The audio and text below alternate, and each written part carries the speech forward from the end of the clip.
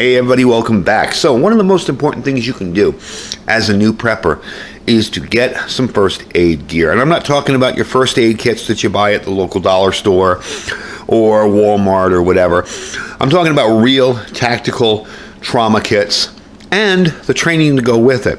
I'm not going to be covering training today, but I am going to be covering a company which I have done a lot of business with in the past, and that's Rhino Rescue.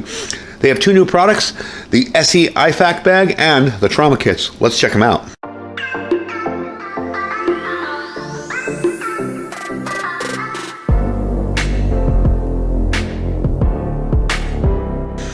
All right, folks, welcome back. So, like I said in the intro, it's very, very important that you guys get a handle on getting some good, serious trauma and first aid and bleeding control type gear in your preps, even if you're new.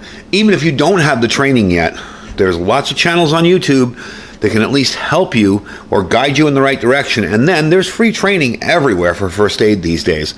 Even if it isn't free, it's worth investing some time. It's not just about saving your life, but it might be saving a family member, a friend, a co-worker, whatever, in a dangerous situation. So it's definitely worthwhile. I'm not saying to carry one of these on your hip every day you go to work, but having something like this in an emergency, especially in your vehicle, should there be a car accident, could save your life or the life of somebody else. So the first thing we're going to cover is this Rhino Rescue SE IFAK trauma kit right here. These run about 99 bucks, which is way less expensive than a lot of them that I've seen on the market. We're going to take a look at it. I got a list of what's inside of it over here. Okay, and I will read you the list, but I want to show you what's inside too. And the first thing I want to tell you guys is when you get a new kit like this, unwrap things that you're going to be using right away. The tourniquets in these always come wrapped in plastic. Please unwrap them and stage them and set them up. Don't leave them in the plastic. The last thing you're going to want to do with a bleeding arterial wound is to be sitting there unwrapping the plastic off a tourniquet. So let's pop it open and take a look. Now this does have the rip away pack here on the back, so if you molly mount this, you can rip this off and take it. And one of the neat things about that is if you are working on somebody else, if they're carrying this and they're the ones that are injured, you can rip it off their body or off their gear, take it with you and carry it and treat them. So let's take a look at the inside here. Here you go on the inside. Now, right off the top here, you can see, I've opened the trauma kit and the shears. They were both packed in plastic. Right on the top here, we're going to cover this side first. You've got your Israeli compressed bandage. Okay. You've got two compressed gauzes. Okay, let's move this back a little bit so you can see what I got out of here. Vented chest seals, okay, and a regular chest seal, non-vented. This is stuff I would say learn how to use. There is a channel on YouTube called Skinny Medic. I can't recommend him enough. It is not, of course, hands-on first aid training, but he actually is a medic, and he actually does the work every day, and he can tell you and show you how to use a lot of this stuff with a lot of his videos. So do check him out, but I also would suggest you get some real hands-on training. We at least have two in this town that I know that do first aid and combat medicine type training. Inside here, dry burn dressings, and a triangular bandage. This is something they emphasized in my CERT class, when I had my CERT class. These we use for so many things, from a splint to an eye patch to a cover to you name it. So, handy little thing there. You have some gauze up top here, and of course some medical tape. So, let's move on to the other side. Over here, you got your EMT shears. Rhino Rescue makes really good ones. I've had some no-name knockoff brand ones that just don't cut anything. I think it's because they have these aggressive teeth on the front of that. They will cut through a lot of stuff. Remember, you're going to want that to cut off, like, let's say the leg of somebody's pants if they have an arterial wound or a leg wound or whatever. You have to get to where you're going to cut, or shirt, whatever, to treat them. So that's what you want that for. Nasal pharyngeal airway. Okay. Again, another item I would suggest you get trained on how to use.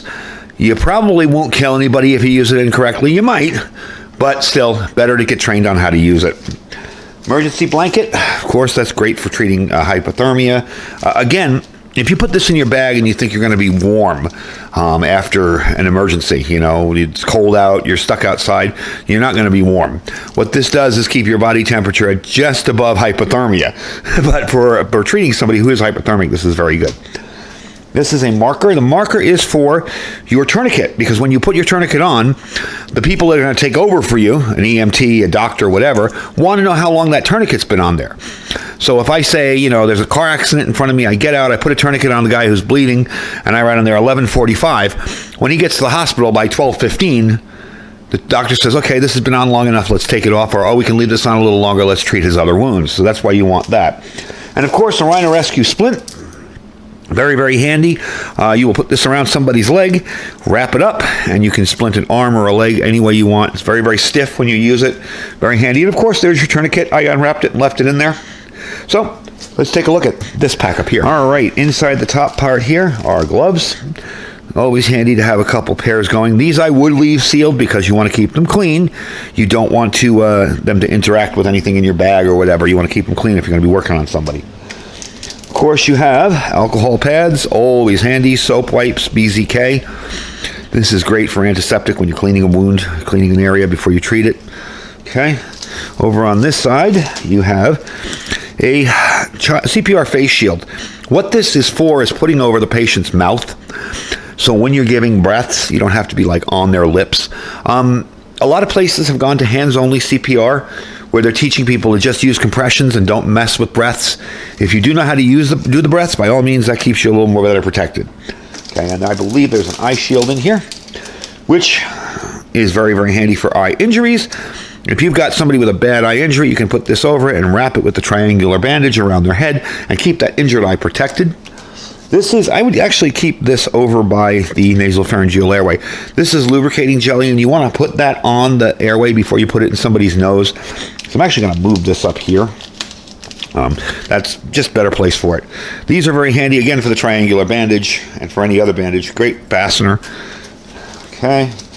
Wound compress, not cold compress. An iPad, a sterile iPad. I always laugh at the meme on Facebook that says Junior wanted an iPad, so Grandma got him one, and it's one of these.